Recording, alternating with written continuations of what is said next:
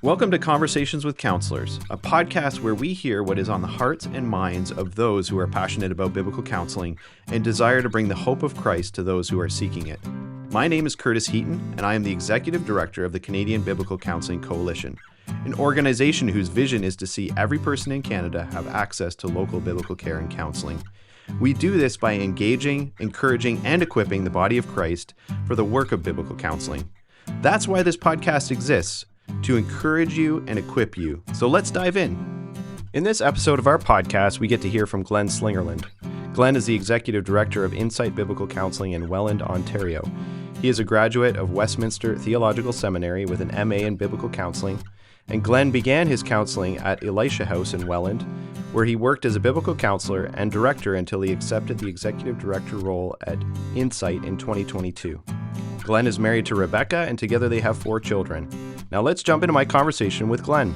All right, I'm here with Glen Slingerland. Glen, it is great to have you on the podcast. Yeah, it's great to be here. Just to get us started off, I'd love for you to just introduce yourself. Tell us a bit about, family life, ministry, what you're involved in, what part of Canada you're from, that sort of thing. Sure, yeah. So I grew up here in Southern Ontario, St. Catharines, kind of lived in the region for most of my life. Married now, been married for almost 18 years. We have 4 children, 2 older boys, and then 2 girls that are a bit younger. Um, been doing the counseling thing for 17 years or so. Okay. Yeah. Okay. And what's the ministry you're involved with in your area?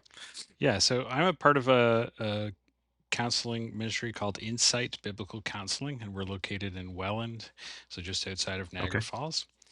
Okay. We have officially been operating since 2022, but the ministry started long before that. We were part of a ministry called Elisha House Pregnancy and Family Support Center. Okay. Yeah, so it was an organization originally set up to help women who found themselves in an unplanned pregnancy.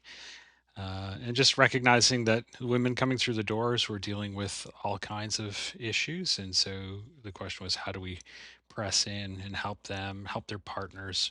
They're struggling with relationship issues or past abuse, anger management, these kinds of things. And the counseling piece really just grew out of trying to meet the needs of those coming through the center. So I started back in 2009 as sort of the first male biblical counselor on staff there, and that just grew and grew over the years as God blessed that ministry.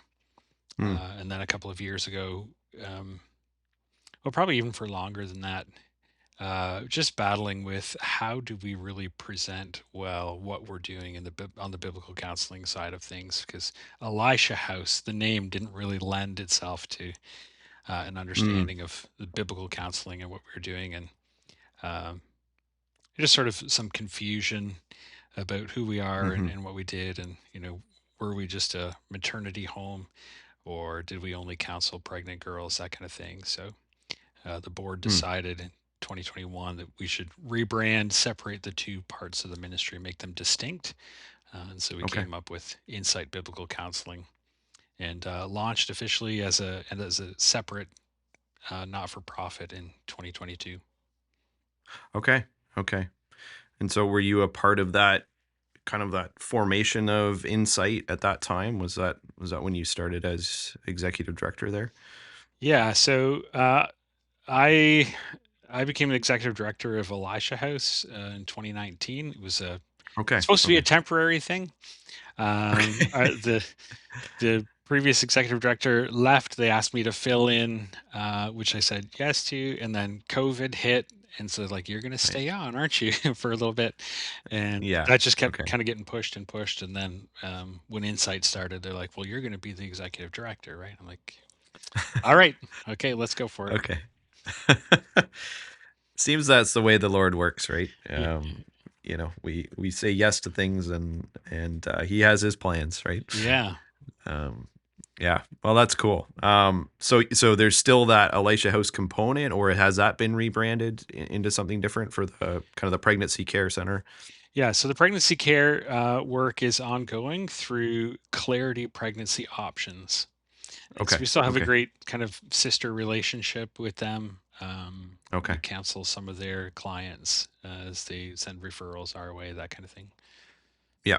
Yep.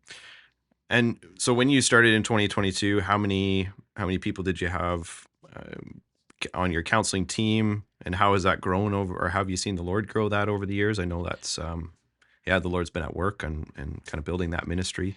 Yeah, 100%. So I that's a great question because I don't know probably the exact answer. I would think we had 5 or 6 counselors on staff. We've had some turnover over the years, but currently we have Okay. 9 counselors on staff, most of which work out of our Welland office. Mm-hmm. 3 of them work out of satellite offices that we have in Burlington and in Flamborough. Okay. So, Okay. Well, that's exciting. So God is growing the ministry and growing your reach, which is exciting to hear about. yeah, yeah, it's been a growth curve kind of since I started. We've just seen this upward trend. I think the first year when I began with Elisha House, we had about, you know, I don't know, I think it was 6 clients, like male clients that we had in. The next year was like 120. So just this exponential growth. Wow. But just even in the ministry as a whole over the years has just continued to grow and grow and grow. Mm-hmm. Last year, we were just shy of 2,200 counseling appointments that we did. Okay. Wow. That's amazing. Well, Yeah. and thank you guys for doing what you're doing. That's, I know you're fulfilling a big need there. Hmm. Um, and would you say people coming to you for counseling, are they mostly coming out of the church? Do you get people, or do you get people from all walks of life, that kind of thing? Or is it, yeah. Yeah, I would say the vast majority, 98, 99% of our counselees are coming from churches or at least have church backgrounds. Some referred directly by churches, others who are just referred word of mouth. Um, we do have an occasional person who will just find us on the internet Right. looking for help. Um, and then, some of the counselees that are referred through Clarity or sometimes even from Family and Children's Services might be not from Okay. church Okay. backgrounds. So, Yeah. yeah. Oh, that's cool. So even Family and Children's Services will sometimes send people your way. Sometimes, yeah, Mm. if their counselors Yeah. are overloaded or whatever, then they're looking to outsource Yeah. to. Okay. Yeah. Oh, that's neat. So you've got the kind of this counseling piece, but I know you guys are also involved in some other ways with training and different things like that. So maybe do you want to speak to some of the other things that you guys are doing in your ministry? Yeah, so we call this our E412 initiatives. So, based on Ephesians 4, verse 12, where Paul says that God's gifted some as teachers and pastors to equip the saints for the work of ministry. So, Hmm. part of our vision is to really see, Joe Pew sitter become more equipped to, yeah, to have intentional conversations with their brothers and sisters in their local church. Um, be a little bit more savvy and lovingly wise in how they apply scripture to their own lives and to other people's lives. So we do things like run seminars in churches. So churches might invite us in to do a Hmm. seminar on a specific topic like anger or biblical sexuality, something like that. Hmm. That might be for the entire church. It could be for a youth group. We've done that. We've spoken at other conferences as well. Hmm. Um, yeah, and again, just trying to present some very practical ways to apply scripture Hmm. to the things we face in everyday life. Um, we will sometimes meet with pastors or elders, groups of church leaders. Um, Hmm. just have sort of an open forum, symposium kind of meeting where they get to ask questions about specific issues that they're seeing and how do we walk alongside people well. So just wanting to equip Yep. church leaders that way. For the last 4 years as well, we've hosted an annual conference. Mm. Again, that's on a specific topic, much like you guys do at the CVCC, Right. inviting all the area churches to that to come in and participate and become more equipped that way. Really with the Hmm. goal of, again, providing just some really practical ways of looking at it and walking through specific struggles. Yeah. Yeah. Yeah. Um, And then you've got, I think you've got a bit of a partnership there with CCF as well, and sort of facilitating some of their courses and whatnot. yeah. So it started off as a partnership, and they've sort of switched their model up a little bit over the years. But a couple of years ago, they started offering their online courses at a significant discount for Hmm. groups of international students, so groups of 5 or more students who wanted Okay.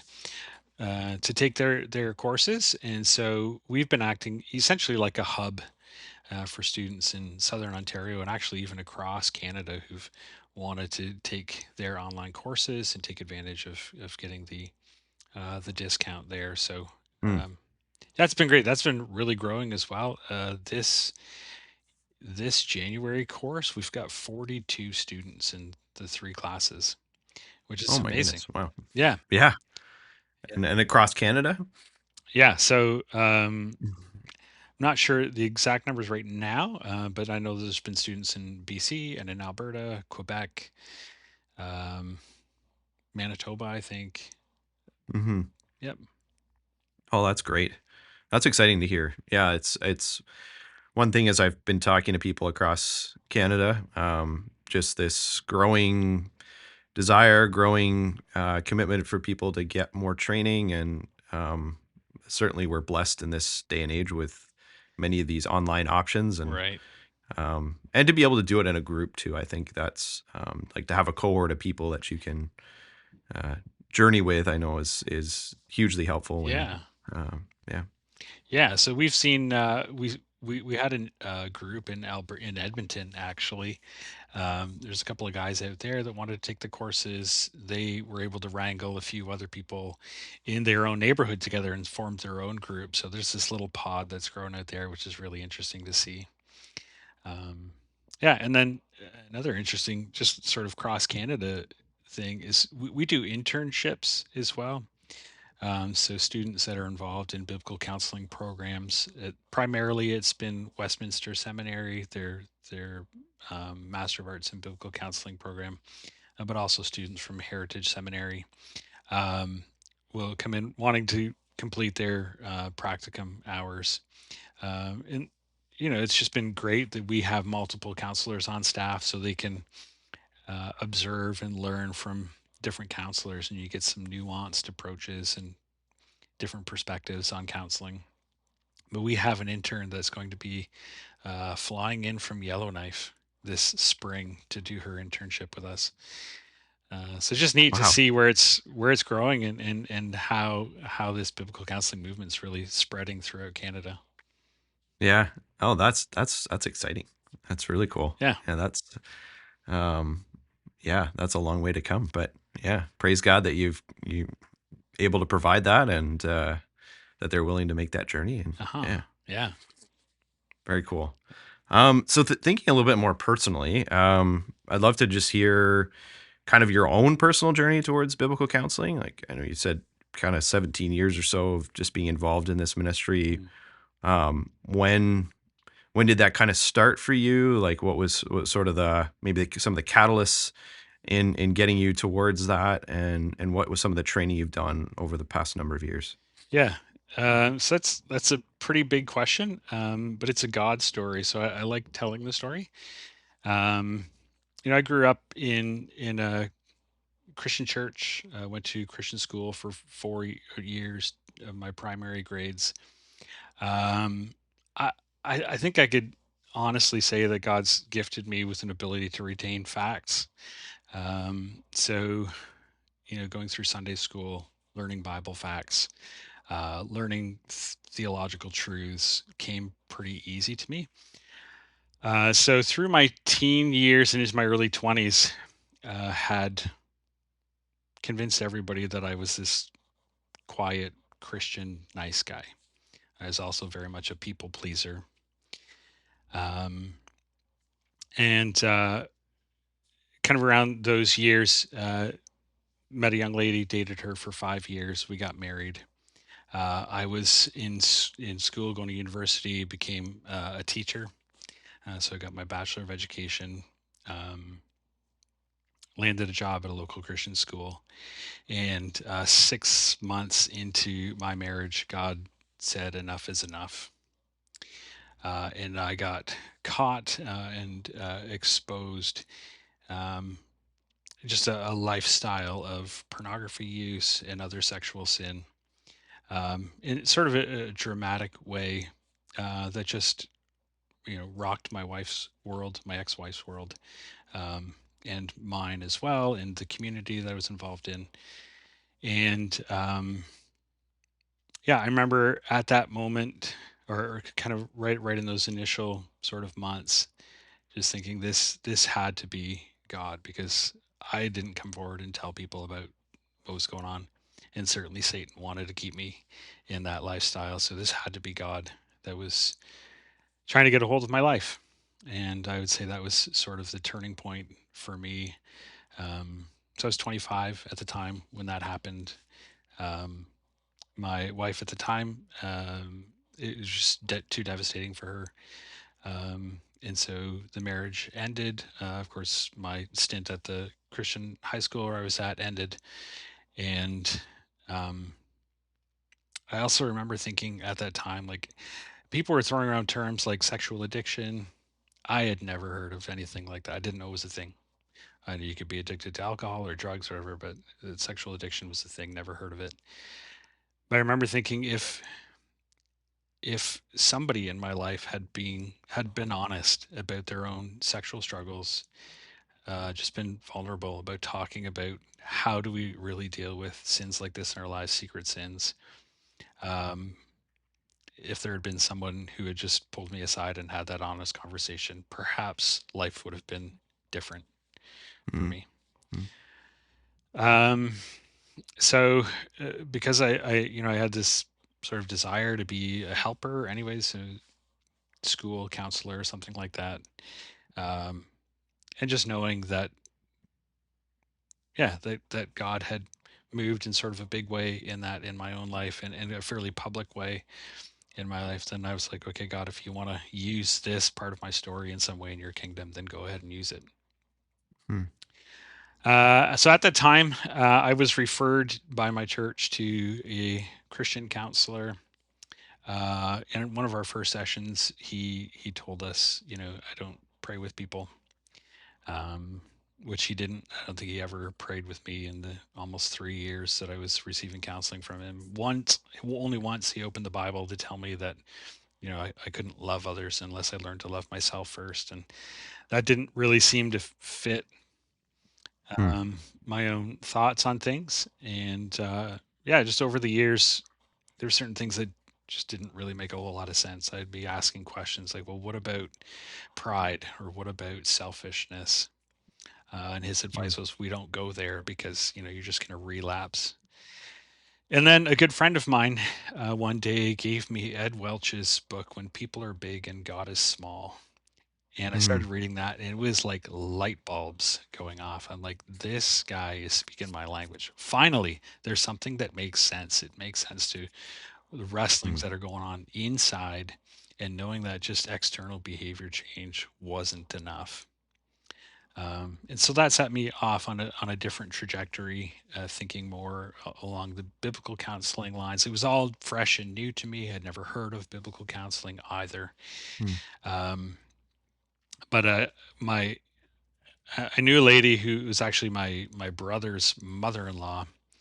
She was working at Elisha House at the time, and so I was having some conversations with her, and also thinking about, okay, where does this go?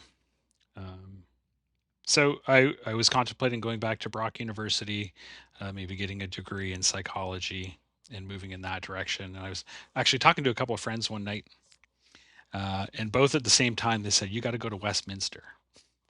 Mm. I was like, "Okay, what's that?" Never heard of Westminster Seminary, um, but thought about it. kind of checked things out online, was looking into CCEF. Had a conversation with this other lady as well. And she's like, "No, I think you should go down to Westminster."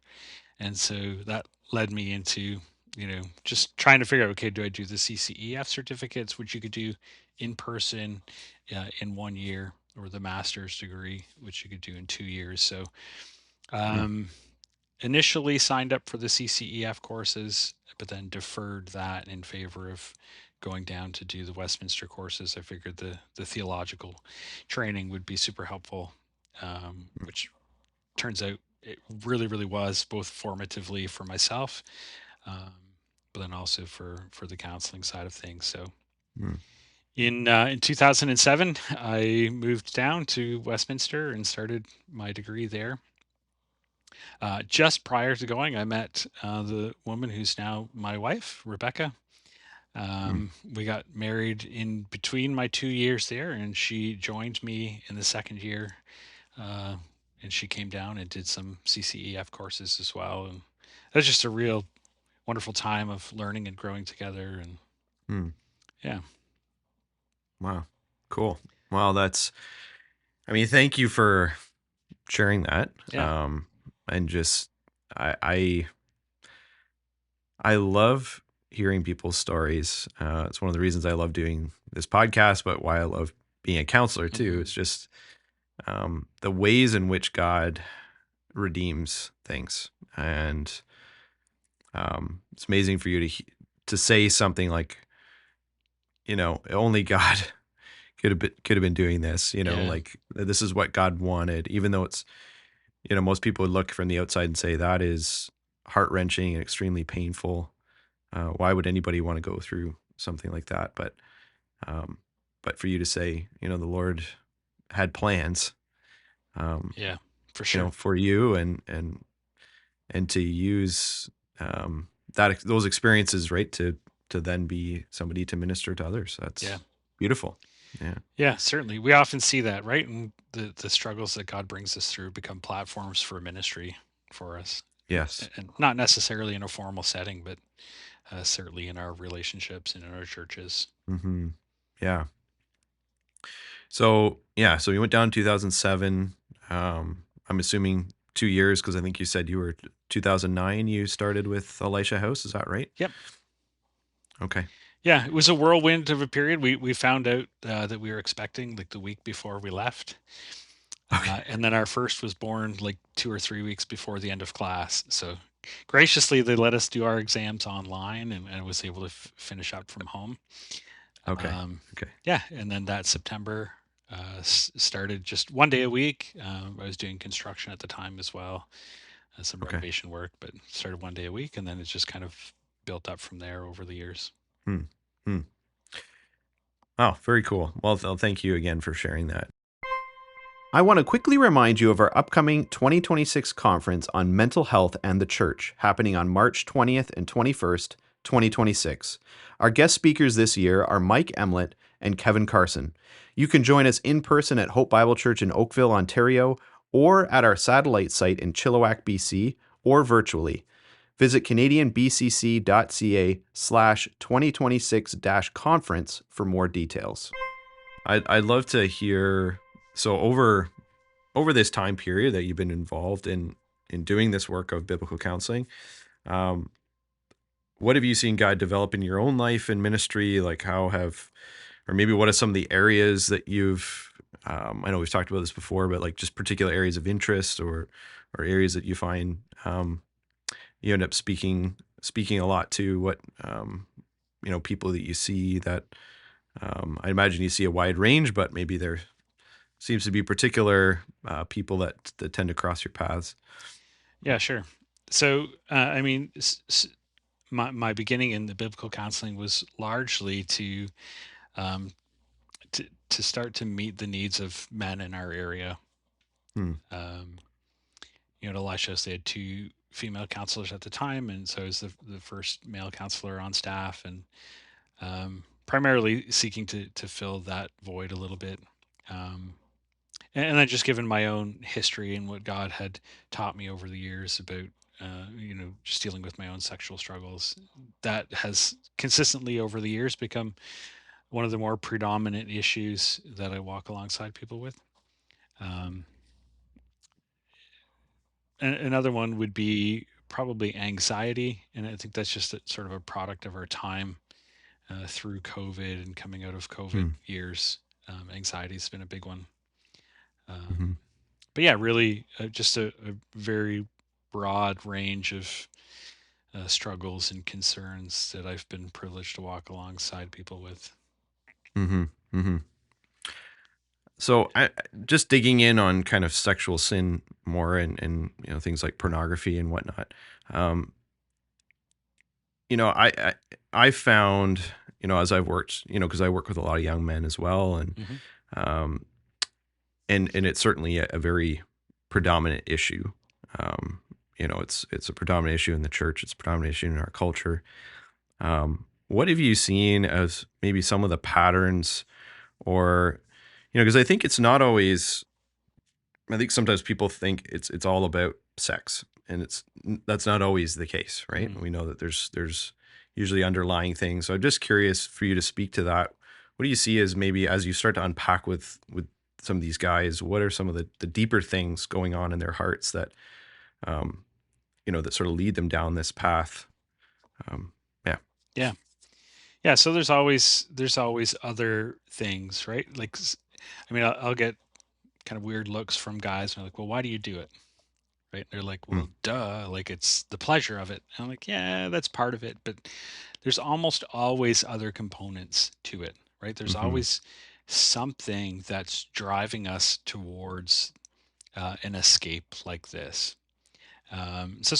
We would start talking about just the nature of idolatry, how you know ancient history and foreign gods and things like that were set up because there was a need. I mean, you create a god of war because you want protection or you want victory over your enemies.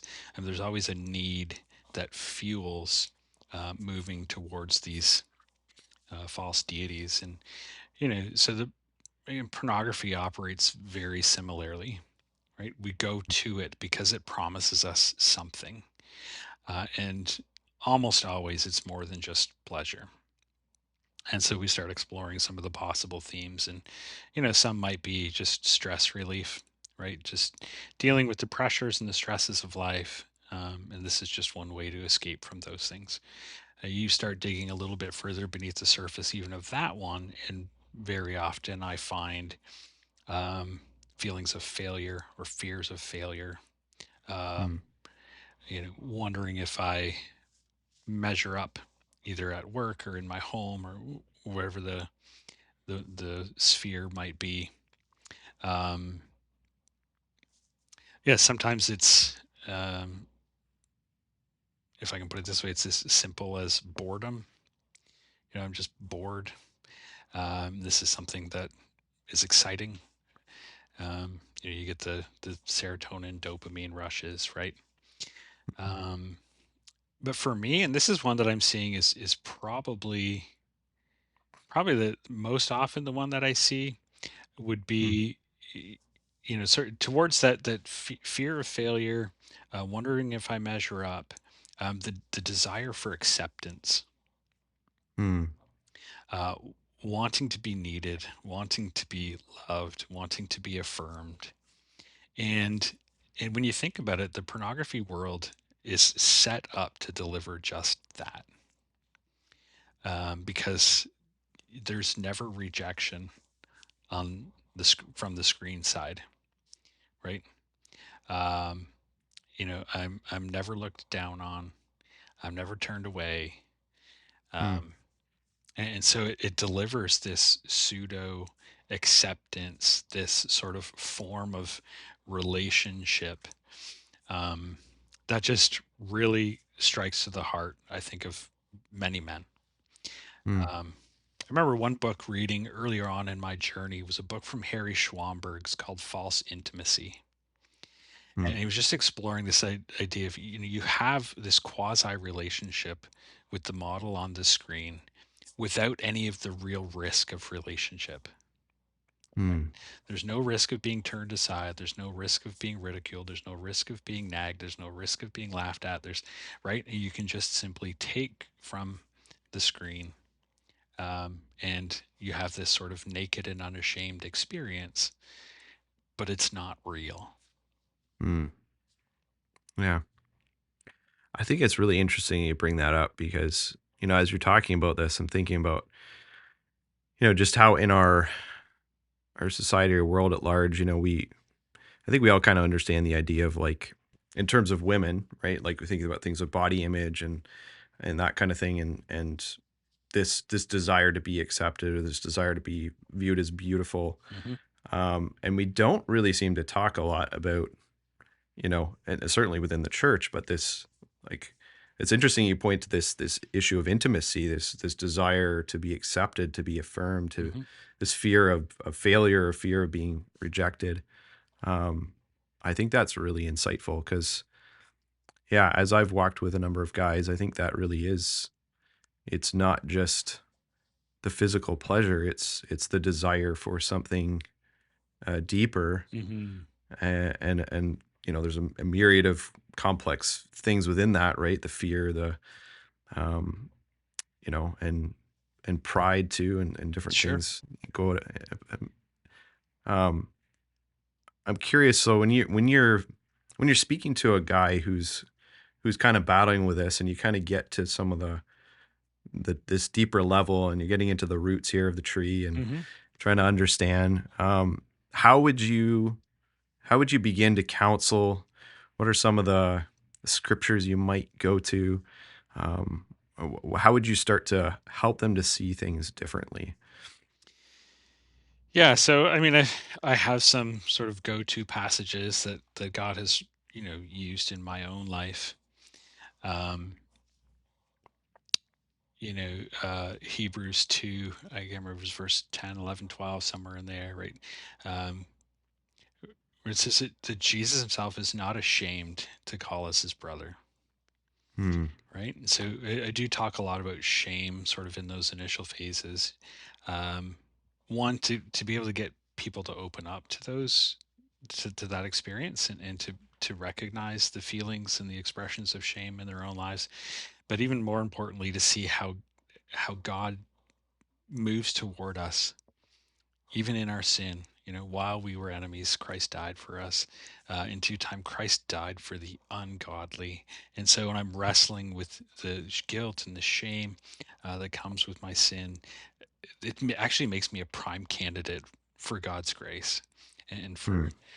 for the gospel to take hold. Um, Passages like 2 Corinthians 5:15. Um, Christ died so that those who live would no longer live for themselves. Hmm. Um, when I'm engaging in pornography, fantasy, sexual lust, that's all about me. And again, makes me a prime candidate for God's grace because He died so that I wouldn't live for myself any longer. And God's going Hmm. to step in and He's going to reverse this, and He's going to transform our hearts so that I'm going to live for Him, and I'm going to live for others. Hmm. No, it's beautiful. Yeah, I'll tuck those away. Those are good references. Sorry, was there something else you were going to say to No, that, or I okay? mean, you give a counselor a mic, and we can just go on forever. That's right.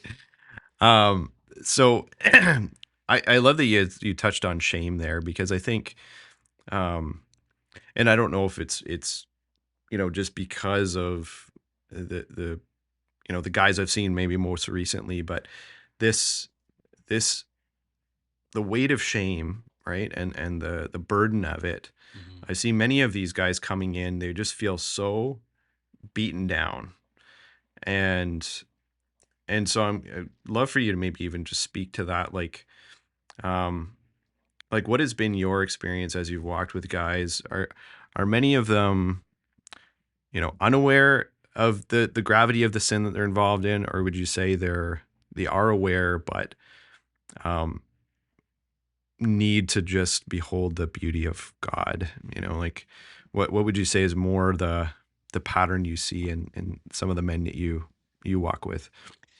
Yeah, I mean, I would say that probably because most of the guys that come into our center, most of the counselees that we have are from church backgrounds, so it's not a matter of trying to convince them that this is wrong.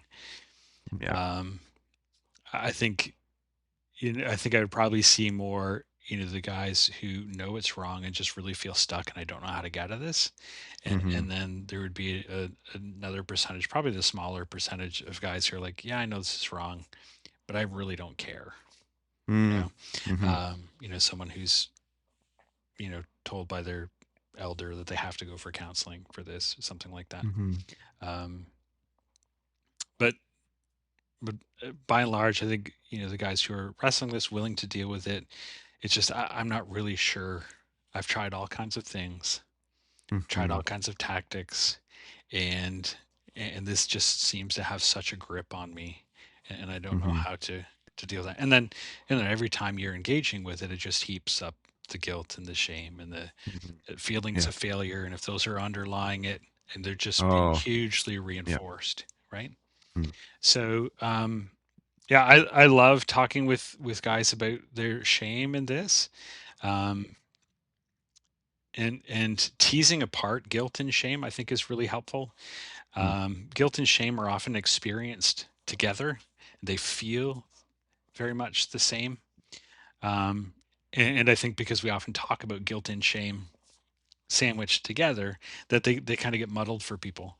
Mm-hmm. So when I was in seminary, I had someone who was doing a chapel there, and it just gave a great differentiation that's really stuck with me.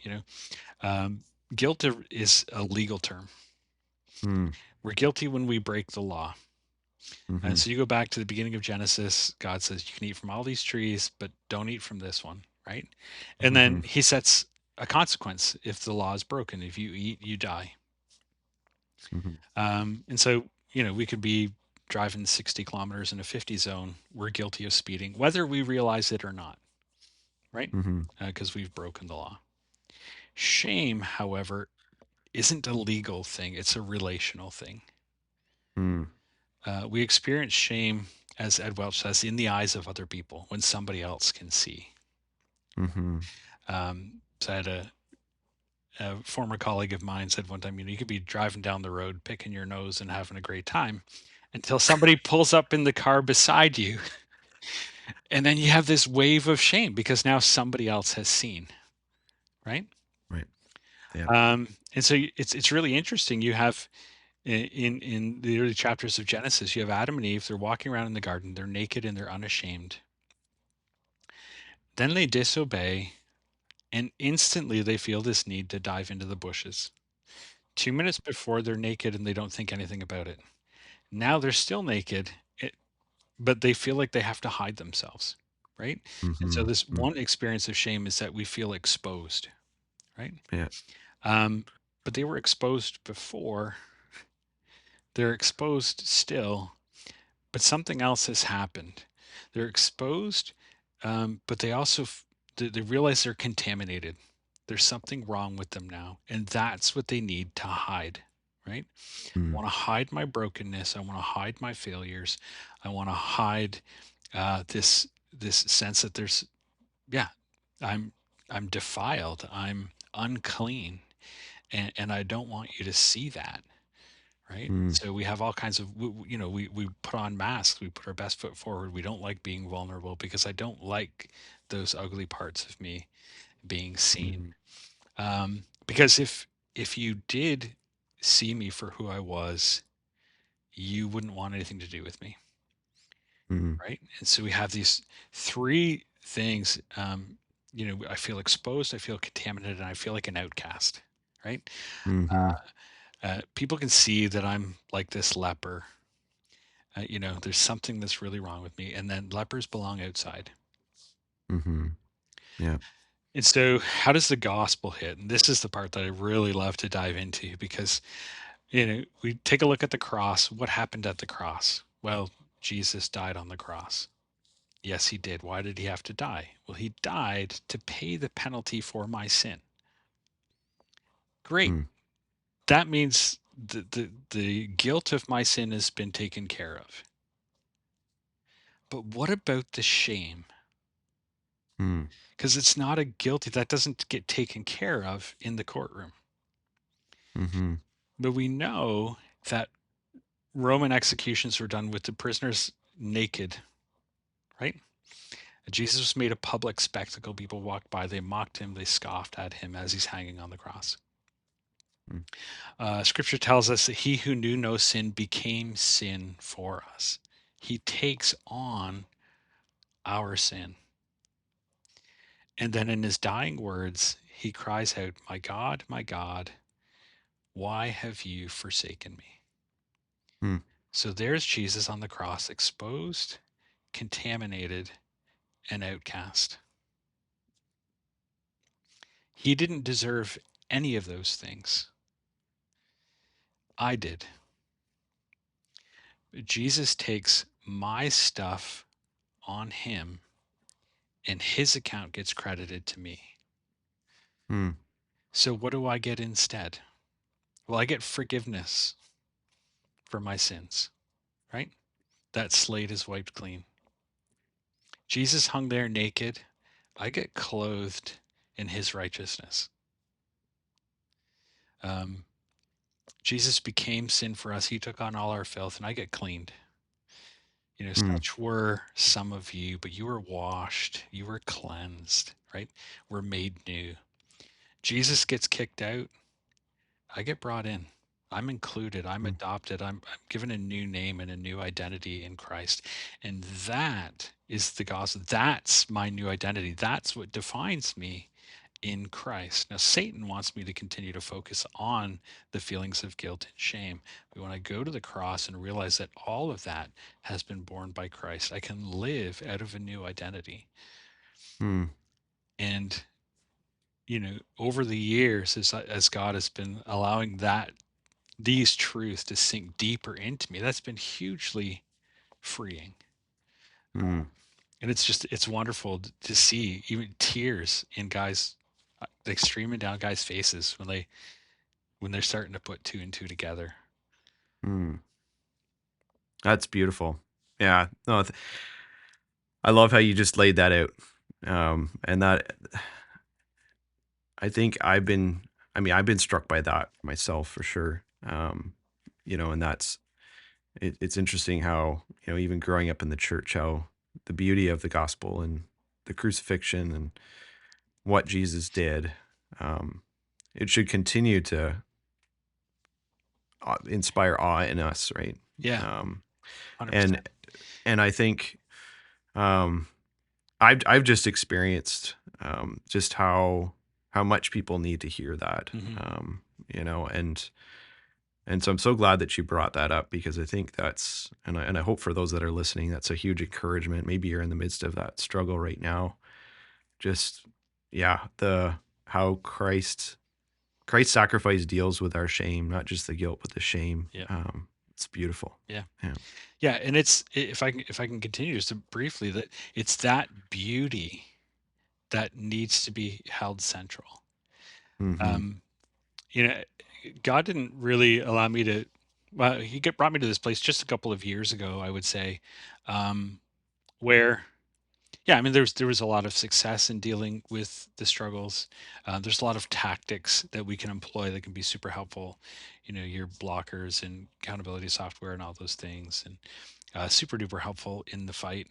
But what I found was probably the most helpful, where you talked about getting down to the roots and dealing with stuff at that root level, was just getting really honest with God about the fact that even when I'm enticed towards this, it's because there's some part of me that still loves it.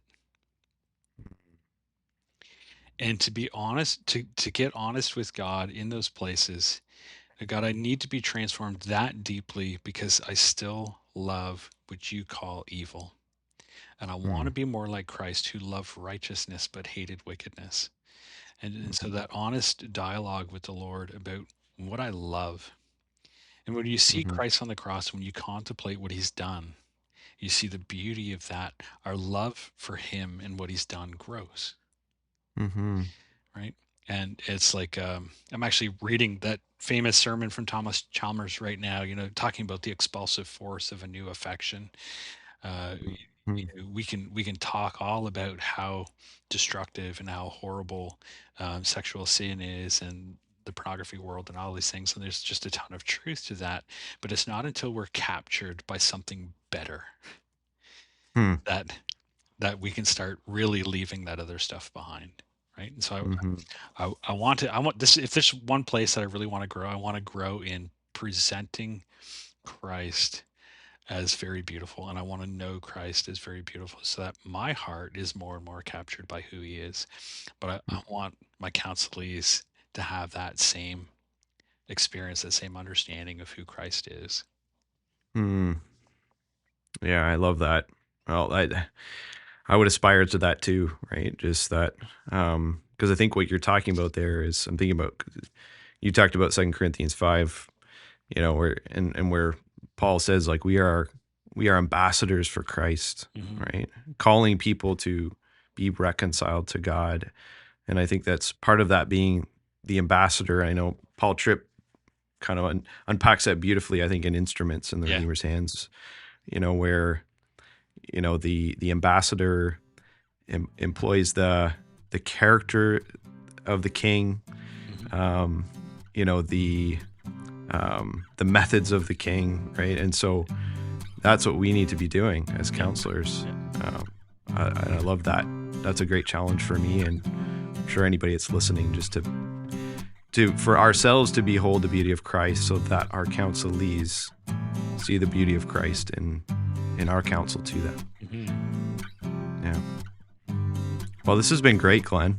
We could keep talking about this, I'm sure, but I think it's a great place to stop, because I think it's such a powerful message, a powerful reminder. So thank you for sharing that. Thank you for sharing your personal journey, and just what God is doing at Insight. I'm so thankful for your ministry, and excited to see how that continues to grow. Maybe I'll have a satellite office in Yellowknife. And you never know. Yeah. You never know what You God's up never to. know. Yeah. No, thank you again, Glenn. No, appreciate Appreciate it. It's always a pleasure to have a conversation with you, Curtis, and yeah, grateful to be on with you today. All right. God bless. Thanks. Thank you for joining us. I want to remind you to go to canadianbcc.ca to find more ways to connect with us. Be sure to tune in every other week as we dive into more conversations in biblical counseling.